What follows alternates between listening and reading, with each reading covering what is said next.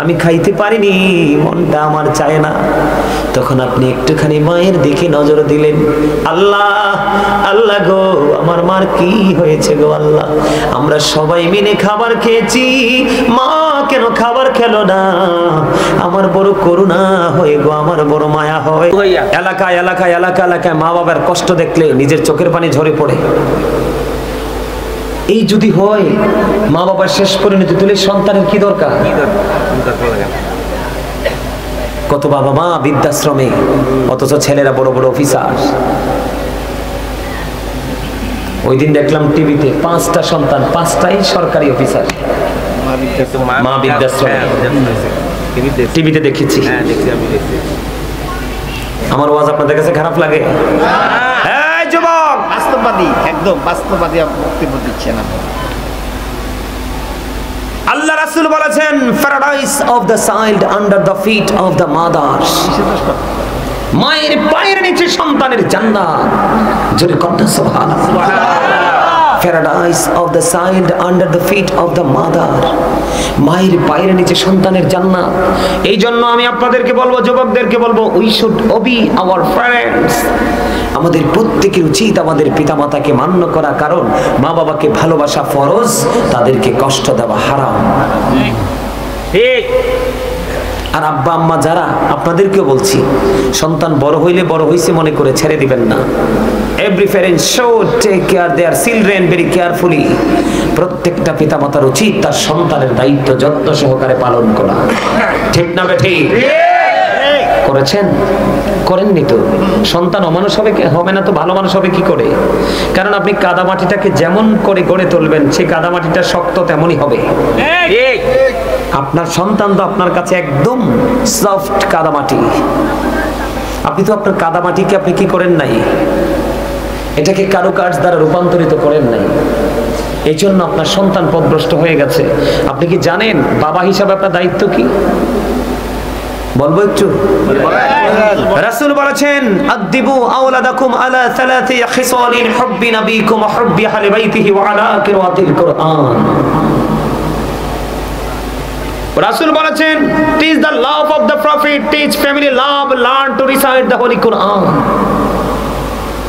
নবীজি বলেছেন, হুব্বি নবিকুম, teach the love of the prophet. তোমরা তোমাদের সন্তানদেরকে নবীর প্রেম শিখাও, কারণ নবীর প্রেমের মধ্যে সকল শিক্ষা, সকল সমাধান। সেকেন্ড টাইম নবীজি বলেছেন, হুব্বি আহলি বাইতিহি, টিচ ফ্যামিলি লাভ। নবীর পরিবারের সম্পর্কে তুমি বাচ্চাকে কি দাও? টিচিং দাও, শিক্ষা দাও। এরপরে নবীজি বলেছেন, আলা কিরাতিল কুরআন, learn to recite the Quran. তোমার সন্তানকে কোরআন তেলাওয়াত শেখাও, কারণ আল্লাহ is all in all, follow his law and light for eternal success. আল্লাহু আকবার। আর যারা বলেন আল্লাহু আকবার। মারে কষ্ট দেন। আমি আজকে আবার বাবাকে নিয়ে শুরু করব। এখনকার ছেলেরা বাবাকে অমূল্যায়ন করে না। ঠিক। আমার নবীর কাছে একজন এসে প্রশ্ন করলেন, ইয়া রাসূলুল্লাহ, ইয়া হাবিবাল্লাহ, নবী গো, ও প্রাণের নবী, যুবক তোমরা খেয়াল করে শোনো, তুমিও একদিন বাবা হবে রে। যেদিন বাবা হওয়ার পরে সন্তানের আঘাত পাইবা, সেদিন বুঝবা তোমার আঘাত বাবার কলিজায় কেমন করে তীরের মতো লাগছে।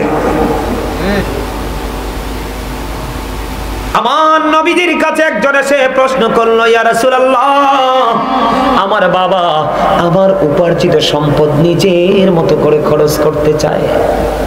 খেয়াল করেন, সন্তান আরজি নিয়ে গেছে কার কাছে? অভিযোগ নিয়ে গেছে রাসূলের কাছে।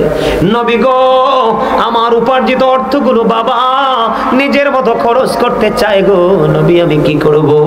আমার নবী আবার একটা ডাক দিয়ে বললেন, শুধু তোমার উপার্জিত অর্থ নয়, তুমি নিজেও তোমার বাবার সম্পদ। জি তো বলতে পারলেন না? বাবা আমার ওয়াজের পক্ষে নাই আপনারা না? তো জিটা ভালো করে বললেন না। কি মজার কথা খেয়াল করছেন? তুমি গেছো আমার টাকা খরচ করে আমার বাবা। আমার নবী কয়, তোমার টাকা না, শুধু তুমিও তোমার বাবার সম্পদ। বাবা তোমাকে যেমনি মন চাই এমনি নাচাবে, না শব্দ ইউজ করতে পারবা না। এটার নাম হলো বাবা। আমার নবী বলেছেন, যেই সন্তানের প্রতি বাবা বাধ্য, বাবা নারাজ, ও বিড়াল আল্লাহর যুবকেরা শুনে রেখো, তোমার বাবা যদি তোমার উপর নারাজ হয়, আমার নবীজি বলেছে আমার আল্লাহও তোমার উপর নারাজ। তুমি দরখাস্ত দিতে পারবা, চিঠি লিখতে পারবা, জীবনের শুরু থেকে শেষ পর্যন্ত একটা চিঠির জবাবও আমার আল্লাহ দিবে না। আমার আল্লাহ তোমার চিঠির জবাব দিতে প্রস্তুত নয়। আল্লাহ কেন প্রস্তুত নয়? আল্লাহ রোমীয় বাণী লৌহে মাহফুজের কোরআন, যেটাকে বলা হয় দা হোলি কোরআন। আল্লাহ কয় বান্দা আমার ওই কোরআন, এই কোরআন আমি আল্লাহর জবান, আমি আল্লাহর কথা। তোমরা তোমাদের বাবা মার মর্যাদা কত বেশি রে, ওই কোরআনের দিকে চোখ মেলে তাকিয়ে দেখো। আমার আল্লাহ বলেছেন ওয়াবুদুল্লাহ ওয়ালা তুশরিকু বিহি শাইয়্যান ওয়া বিল ওয়ালিদাইনি ইহসানা। তোমরা আল্লাহর ইবাদত করো, আল্লাহর সাথে কাউকে শরীক করিও না, কোনো কিছুকে শরীক করিও না। ওয়া বিল ওয়ালিদাইনি ইহসানা, মা বাবাকে ভালোবাসতেই থাকো। এর জন্য আমি একটা কবিতা লিখছি, বলবো? এটা লিখেছি ইংলিশে। I love my country, I love my land, I love my mother fathers, I love my friends. মারহাবা কর না কেন? আমি আমার দেশকে ভালোবাসি। Love my country and countries people. আমি দেশকে ভালোবাসি, দেশের মানুষকে ভালোবাসি, কারণ আমি তোমার, তুমি আমার। কথা বলে না কেন? কথা কর না? বিদেশে যদি একটা আপনার কাছে ভালো লাগতেছে, আলহামদুলিল্লাহ আলহামদুলিল্লাহ। আপনি দেখেন আমার দেশের একটা ছেলে যখন বিদেশের কত দেশে মারা যায়, দেখবেন সারা দেশের মানুষের চোখ দুটো অস্ত্রসিক্ত হয়ে যায়। আল্লাহ গো আল্লাহ, আমার দেশটা গরিব বলে আমার দেশের ছেলে পরিশ্রম করতে গেছে, তাই বলে কি নির্যাতিত হয়ে নিপীড়িত হয়ে মারা যেতে হবে? এটা কিন্তু কোনো মুসলমানই মেনে নেয়। আপনার একটা দিকে যেই দলই করুক, কিন্তু দলমত নির্বিশেষে নিজের দেশের মানুষ যখন বিদেশে লাঞ্ছিত হয়, সমস্ত বাংলাদেশের মানুষের হৃদয় রক্তক্ষরণ হয় কি হয় না? হয় কি হয় না?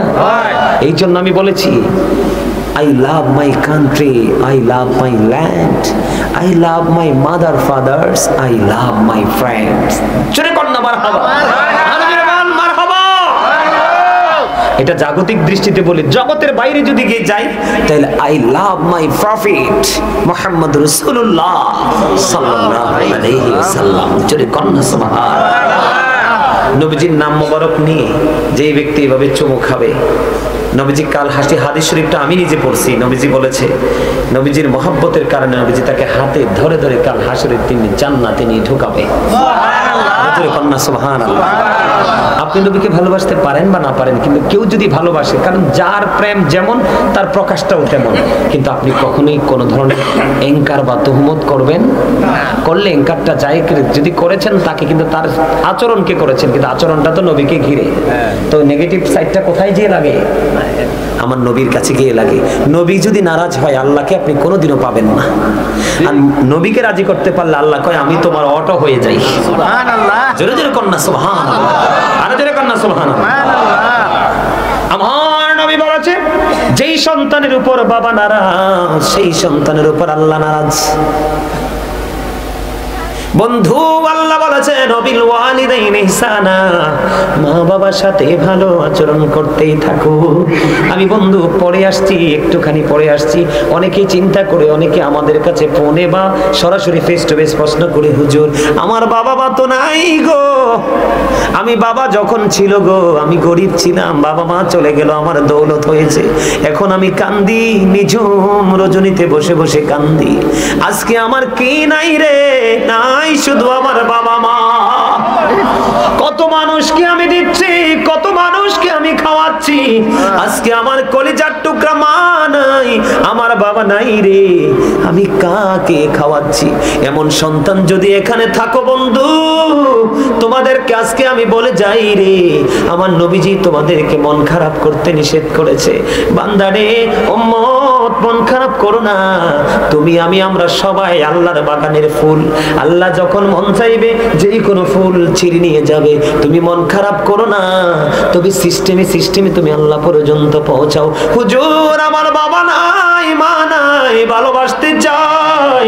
আমার নবী নবীজি জানিয়ে দিয়েছে সুন্দর ফয়সালা, প্রত্যেকটা জুমার দিনে জুমার নামাজ যখন তুমি শেষ করে ফেলবে, জুমার নামাজটা শেষ করে নবীজি বলেছে তুমি বাবা মার কবর জিয়ারত করিও, তোমাকে বাবা মার বাধ্য সন্তান বলে আমার আল্লাহ কবুল করে নিবে। সুবহানাল্লাহ, জোরে জোরে বলেন না সুবহানাল্লাহ। বন্ধু শুধু তাই নয়, তুমি বাবাকে ভালোবাসতে চাও, মাকে ভালোবাসতে চাও, নবীজি বলেছে মা নাই টেনশন করো না, মা যেই তোমার খালা ফুফু চাচি দাদি যেই হোক, মা যার সাথে বেশি ভালোবাসার সম্পর্ক ছিল তুমি তাকে ভালোবাসিও, তুমি যদি তাকে ভালোবাসো তাহলে তোমার মাকে ভালোবাসা হয়ে যাবে।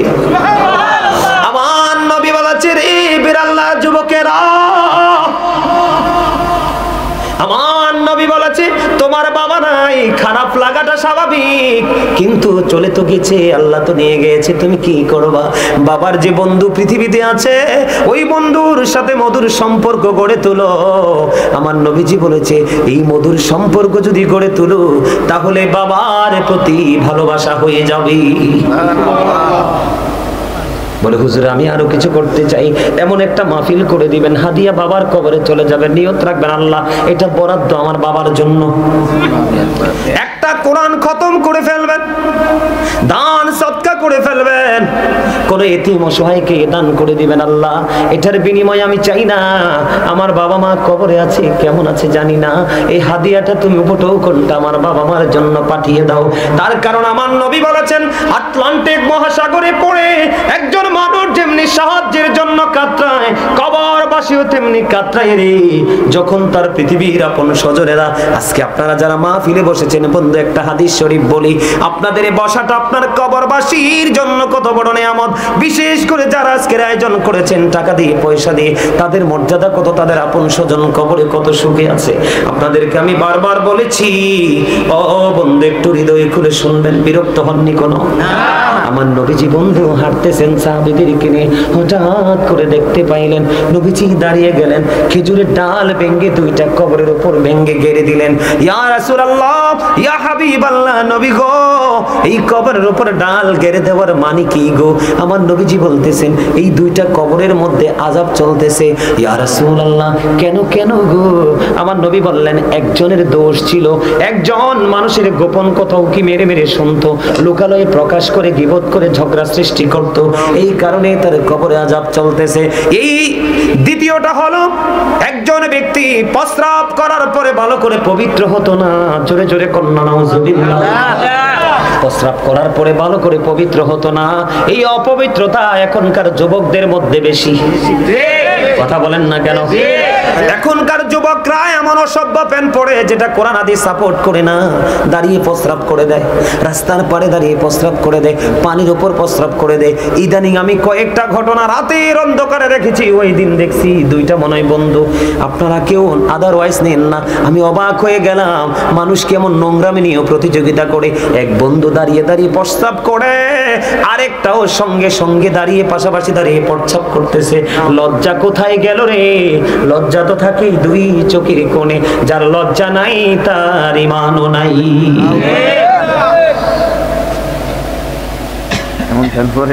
এবার নবীজি ইয়া রাসূলুল্লাহ দুইটা কবরের মধ্যে আযাব চলতেছে বুঝতে পারলাম, কিন্তু খেজুরের ডাল দুইটা কেন কেড়ে দিলেন? নবীজি বললেন খেজুরের ডাল দুইটা যতক্ষণ পর্যন্ত ওই কবর দুইটার উপরে সবুজ থাকবে ততক্ষণ পর্যন্ত আমার আল্লাহর জিকির করবে, আর যতক্ষণ জিকির চলবে রে ততক্ষণ এই কবরবাসীর কবর আযাব আমার আল্লাহ বন্ধ করবে। আজকে বিরাল্লাহর আশেপাশে যতগুলো কবর, সকল কবরবাসীরা খুশি, আপন স্বজনদের জন্য তারা দোয়া করতেছে। বন্ধু যেদিন আপনি ওই কবরে চলে যাবেন সেদিন আপনিও সেটা ফিল করতে পারবেন, কিন্তু কিছু করার থাকবে না। বুদ্ধিমান যদি হন এখনই কিছু আয়োজন করে নিয়ে যান। কথা বলেন ঠিক না? প্রস্রাবটা নিয়ে একটুখানি বলবো কিনা? প্রস্রাব করাটা নিয়ে। আমি বলি ম্যাক্সিমাম যুবক, কারণ মিম্বরে যখন দাঁড়াই জুমা পড়ানোর জন্য, খুতবা দেওয়ার জন্য, পাশেই বন্ধু প্রস্রাবখানা। মসজিদে কিন্তু আগে আসে না, এখনকার ছেলেরা কিন্তু মসজিদে জুমায় আগে যায় না, কম্পিটিশন করে সবার পরে যায়, সালামটা ফিরাইতে দেরি যুদ্ধ করে বের হয়ে যায়। এই নামাজ দিয়ে কোনোদিন আল্লাহর দিদার মিলবে না। আমার মূল মিশনটা, মূল জায়গাটা হলো বন্ধু, মূল থিংকিংটা হলো ওইটা। হুজুর আমার নবীজি আমার দিকে তাকান, সাদ বিন মুআজ রাদিয়াল্লাহু তাআলা আনহু যখন ইন্তেকাল করলো, ইন্তেকাল করার পর ওনার কবরের পাশে দাঁড়ায় দাঁড়ায় আমার নবী দোয়া করে। সাহাবীরা প্রশ্ন করলেন, ইয়া রাসূলুল্লাহ, সাদ বিন মুআজের কবরের পাশে দোয়া করার মানে কি গো? এবার আমার নবী বললেন, যুবক, প্রস্রাব করার পরে যে হুট করে উঠে যাও, প্রস্রাব করার পরে পানি খরচ করে মসজিদে চলে যাও, তুমি কিন্তু পবিত্র হতে পারো না। তুমি আজকের পর থেকে অন্যদিন যেভাবে তুমি পবিত্র হতে, আজকের পর থেকে তুমি একটু চিন্তা করে তুমি প্রস্রাব করে পানি না খরচ করে হাঁটা দিয়ে দেখবা, একটু পরে তোমার প্রস্রাব বের হয়ে আসবে। কারণ পুরুষের প্রস্রাব এত সহজেই শেষ হয় না। যুবকদের উদ্দেশ্যে বলছি, যুবক তোমরা শোনো, সাদ বিন মুআজ রাদিয়াল্লাহু তাআলা আনহুর ইন্তেকালের পরে নবীজি তার কবরের পাশে দাঁড়ায় দাঁড়ায় দোয়া করতেছেন। কেন গো নবী? নবী বলতেছে, সাদ বিন মুআজ এমন একজন বুজুর্গ লোক ছিলেন, এমন একজন আল্লাহওয়ালা ছিলেন, এমন একজন বুজুর্গ লোক ছিলেন, যার ইন্তেকালের পরে, কিসের পরে? যার ইন্তেকালের পরে যার জানাজায় ৭০,০০০ ফেরেশতা অংশগ্রহণ করেছে। সুবহানাল্লাহ। ইয়া রাসূলুল্লাহ, যার জানাজায় ৭০,০০০ ফেরেশতা অংশগ্রহণ করে গো, তার কবরে আযাব কেন গো? নবীজি বলেছেন, তার নেকের পাল্লা, আমলের পাল্লাটা যদিও ভারী, এই কারণে ফেরেশতা ৭০,০০০ তার জানাজায় এসেছে, কিন্তু তারপরেও তার আযাবের সম্ভাবনা আছে। কেন রে? আমল করার আগে যেই পবিত্রতা অর্জন করত, প্রস্রাব করে ভালো করে পবিত্র হতো না। জোরে জোরে কন্যা নাউজুবিল্লাহ, আর জোরে কন্যা নাউজুবিল্লাহ। এবার আসেরে বন্ধু, আর অন্যদিকে যাব না, ওয়া শেষ হবে না। আমার যেই জায়গাটা বড় ভয়ঙ্কর রূপ নিয়েছে, বাবা মার সাথে সন্তানের আচরণ। শ্বশুর শাশুড়িকে খাওয়াবে, মা বাবাকে দিবে না। ঠিক। শালা শালিকে দামি কাপড় কিনে দিবে, ভাই বোন চাইলে থাপ্পড় বসিয়ে দেয়। ঠিক। আপনাদের বিড়াল্লাতে হয়তো বা হয়নি, এরকম অনেক হয়েছে বন্ধু। আপনারা জানেন না আমাদের বাংলাদেশ কত নোংরামিতে ভরে গেছে। ইসলামের আইন মোটেও আমাদের মধ্যে প্রয়োগ নাই, নিজেদের খামখেয়ালি খুশি মতো চলছি। বন্ধু আমার দিকে তাকান, আমার নবীজি বলেছেন, যে মায়ের চেহারার দিকে মায়ার নজর একটা বার তাকাইবা, মনে রেখো তোমার আমল নামায় একটা হজের সওয়াব দিবে। সুবহানাল্লাহ। এবার আমার নবীকে প্রশ্ন করলেন, ইয়া রাসূলুল্লাহ, ইয়া হাবিবাল্লাহ, নবী গো, দৈনিক যদি ১০০ বার তাকাই গো নবী।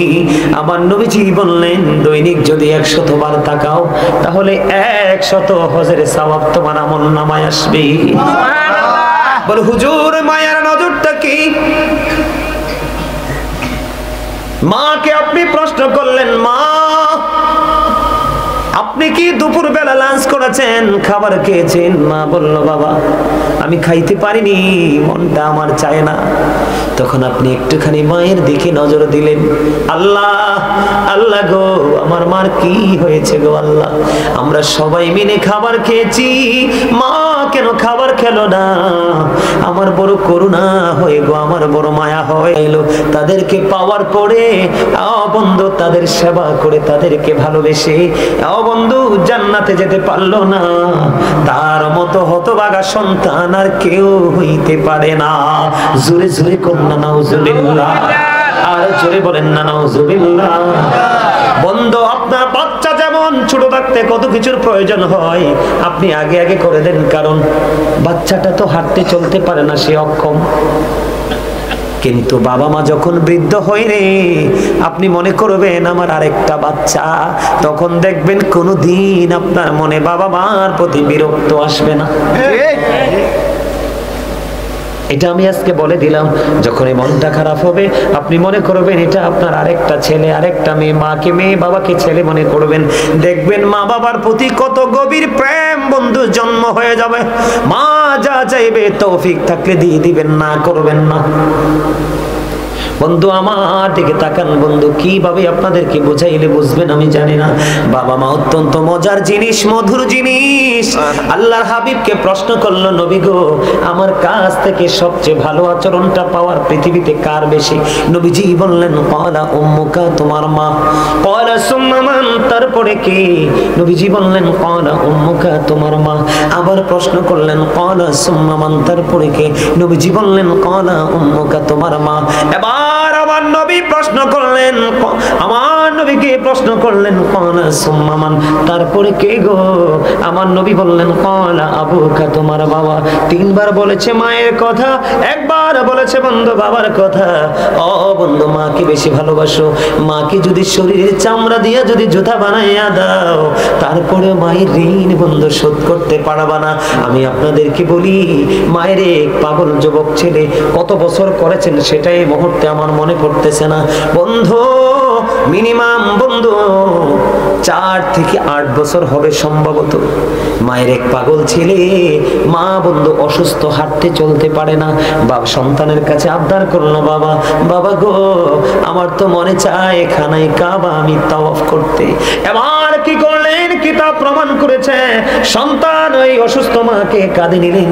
কাঁধে নিয়ে বন্ধু বছরের পর বছর, বছরের পর বছর খানায় কাবা তাওয়াফ করলেন। খানায় কাবা যখন তাওয়াফ করলেন, করানোর পরে বন্ধু সাদিকুত তাইয়ার নামক এক আবেদকে প্রশ্ন করলেন, আপনি বলে দিন, আমি বছরের পর বছর, বছরের পর বছর, কত বছর আমি আমার মাকে কাঁধে করিয়া খানায় কাবা আমি তাওয়াফ করিয়েছি।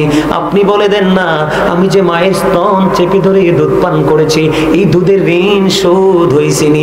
এবার ওই সাদিকুত তাইয়ার একটা ডাক দিয়ে বলে, বন্ধু তোমার হায়াত যদি 50,000 বছর যদি হয় রে, 50,000 বছর যদি মাকে কাঁধে করিয়া তুমি যদি ঘুরাও, তুমি একটা নিঝুম রাত্রিতে মা প্রস্রাবের মধ্যে পড়ে রইল, তোমার কষ্ট হবে বলে তোমার ঘুম ভাঙালো না। ও বন্ধু, একটা রজনী মায়ের স্তনে চেপে ধরে যেই দুধ পান করেছো, 50,000 বছর যদি মাকে কাঁধে করে চড়াও রে, একটা নিঝুম রাত্রিতে স্তন চেপে ধরে যে দুধ খেয়েছো, একটা রাতের দুধ পানের ঋণ তুমি শোধ করতে পারবা না। এমন করে কেমন করে কষ্ট দাও রে বন্ধু। আমি যদি আমার ব্যক্তিগত কথা যদি বলি রে, আমি কোনোদিন আমার মায়ের মলিন চেহারা দেখতে পারি না। যদি দেখি আমার বাবা মা, বিশেষ করে মা যদি দেখি চেহারা মলিন হয়ে গেছে রে, আমার কাছে মনে হয় আমার পৃথিবী বন্ধু ছোট হয়ে গেছে। মা হলো সুখ, মা নামা শব্দটা এমন একটা পৃথিবী, সেই পৃথিবী সন্তানের জন্য পুরো নিরাপদ। পৃথিবীর সব জায়গায় গেলে আপনার ভয় আছে রে, মায়ের আঁচল তোলে সন্তানের কোনো ভয় নাই। মায়ের প্রেমিক সন্তান যেটা মা হারাইছে, সে বুঝে রে মায়ের বিরহ কত যন্ত্রণার। পৃথিবীতে কত নারীর চেহারা দেখে রে, মার চেহারা কোথাও দেখা যায় না। রাস্তায় গেলে কত বৃদ্ধ লোকের দেখা মিলে রে, বাবা কোথায় হারিয়ে গেল, বাবাকে খুঁজে পাওয়া যায় না। ও বিরাল্লার যুবকেরা, বাবার কলিজায় আগুন দিও না, মার কলিজায় আগুন দিও না। মনে রাখবা, পৃথিবীতে যদি সন্তানের সুখ, সন্তানের মন বুঝে রে, সেটা হলো বাবা মা। তোমার বউ কিন্তু তোমার মন বুঝবে না, শাশুড়ি তোমার মন বুঝবে না, শ্বশুর তোমার মন বুঝবে না। তোমার যদি না থাকে বাবা মা, তোমার কাছে চাইবেও না। মুসা নবীর জীবনী থেকে ছোট্ট একটা ঘটনা বলবো, শুনবেন? এই আলোচনাটা করে আমি শেষ করে দিব আলোচনা বন্ধু। মুসা কালিমুল্লাহর জীবন। মুসা কালিমুল্লাহ একদিন আল্লাহর কাছে প্রশ্ন করলেন, আল্লাহ আমার সাথে আমার উম্মতের মধ্যে বন্ধু হয়ে কে গো জান্নাতে যাবে? এবার আমার আল্লাহ বললেন, মুসা চলে যাও ওই বলক শহরে। মুসা চলে গেলেন বলক শহরে, যাইয়া দেখলেন লোকটা বন্ধু এত বিশ্রী, যার নাম হলো আলী বিন মুআফিক। আলী বিন মুআফিক যাইয়া দেখলেন মুসা আশ্চর্য হয়ে গেলেন। আলী বিন মুআফিকের চেহারা এত বিশ্রী, এত কুশ্রী, মুসা নবী চিন্তায় পড়ে গেল, কেমন করে তো বিশ্রী তো কুশ্রী চেহারার মানুষটা। আমি মুসা নবী, আপনারা মুসা নবীর লকব জানেননি? 1,24,000 নবী রাসূলের মধ্যে মুসা, আল্লাহ রাব্বুল আলামিন 8 জন নবীকে স্বর্গ থেকে স্বর্গীয় উপাধি দিয়েছেন। একজন হলো মুসা কালিমুল্লাহ, মুসা স্পোক টু আল্লাহ, মুসা আল্লাহর সাথে কথা বলেছি। এমন মর্যাদা সম্পন্ন মুসা কালিমুল্লাহ।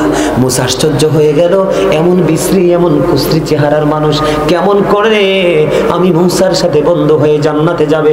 রহস্য উদ্ঘাটন করতে হবে। এবার মুসা নবী দাঁড়িয়ে দাঁড়িয়ে দেখলেন ওই কসাই গোস্ত বিক্রি করলো, করতে করতে করতে করতে বন্ধু সবচেয়ে সুন্দর যে গোস্তের জায়গাটা প্যাকেট করে আলাদা করে রেখে দিল। মুসা কালিমুল্লাহ বন্ধু ওই আলী বিন মুআফিকের সঙ্গে সঙ্গে গোস্ত যখন বিক্রি হয়ে গেল, মুসা নবী তার সঙ্গে সঙ্গে বাড়ি গেল। যাওয়ার পরে যাইয়া দেখলেন এমন বৃদ্ধা মা হাঁটতে পারে না, চলতে পারে না, ব্যবসার কাজের জন্য বের হতে হবে, কারণ মুমিনের ব্যবসাটাও ইবাদত।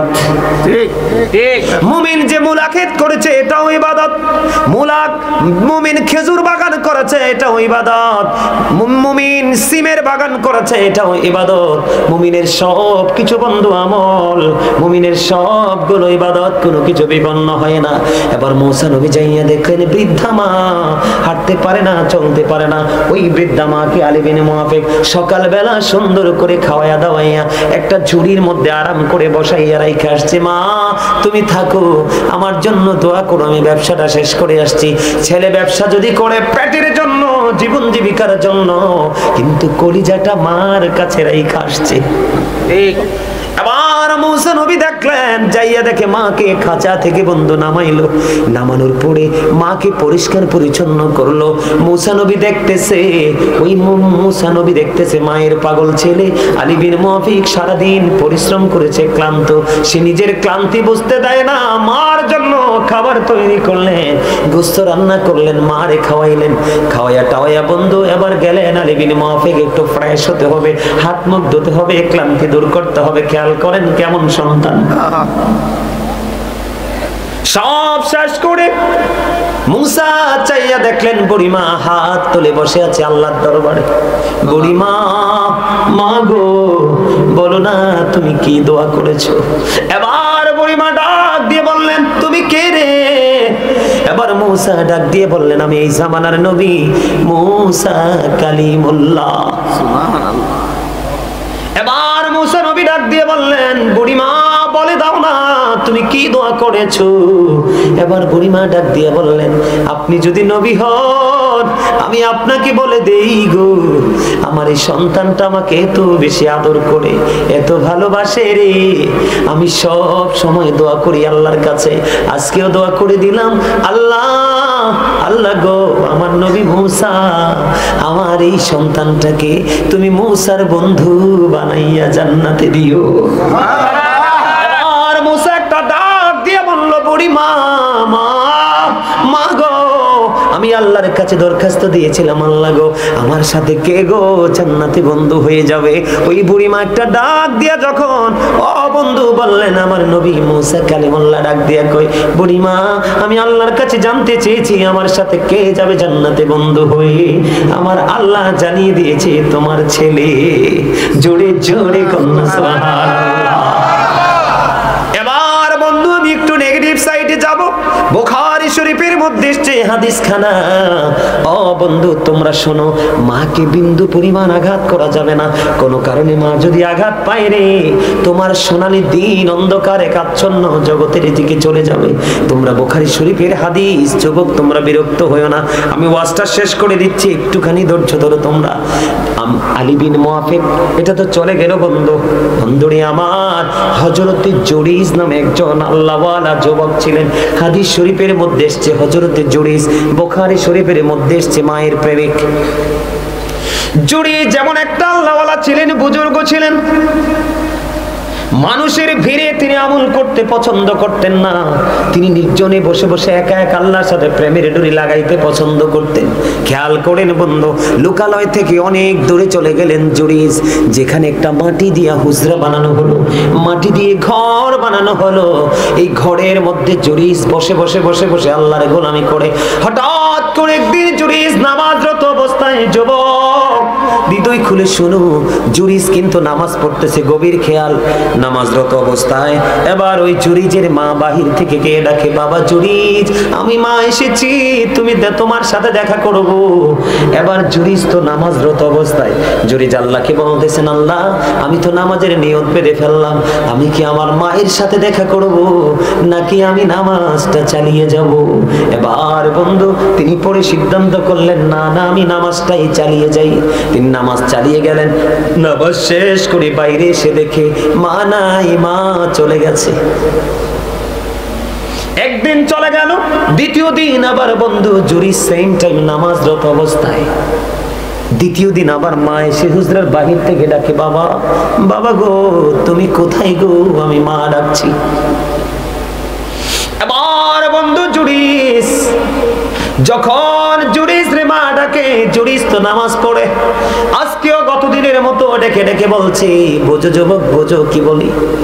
আজকেও বলতেছে, আল্লাহ গো নামাজ চালিয়ে যাব নাকি মায়ের সাথে দেখা করব। শেষ সিদ্ধান্ত নিলেন, নামাজ আমি শেষ করে ফেললাম। পরে বন্ধু নামাজ শেষ করে এসে দেখে আজকেও মা নাই, আজকেও চলে গেছে। 2 দিন চলে গেল, আবার তৃতীয় দিন আসলো, ঠিক তৃতীয় দিনে জুরিস নামাজরত অবস্থায়, মা ডাকছে, জুরিস কিন্তু মায়ের ডাকে সাড়া দেয় না। তৃতীয় দিন নামাজ শেষ করার পরে এবার হুজরার বাইরে আসলেন, বাইরে এসে চাইয়া দেখে রে আজকেও মা নাই। আর এক এক করে 3 দিন আসলো, ছেলে নামাজ পড়ে মার সাথে দেখা করলো না, মার কলিজায় আঘাত লাগছে। হাদিস শরীফের মধ্যে এসেছে, মা তৃতীয় দিন যাওয়ার সময় বলেছে, আল্লাহ আমি একে একে 3 দিন আসলাম, ছেলেটা দেখা দিল না, তাকে বেশ্যা মহিলার মুখ না দেখাইয়া মরণ দিও না। জুরিস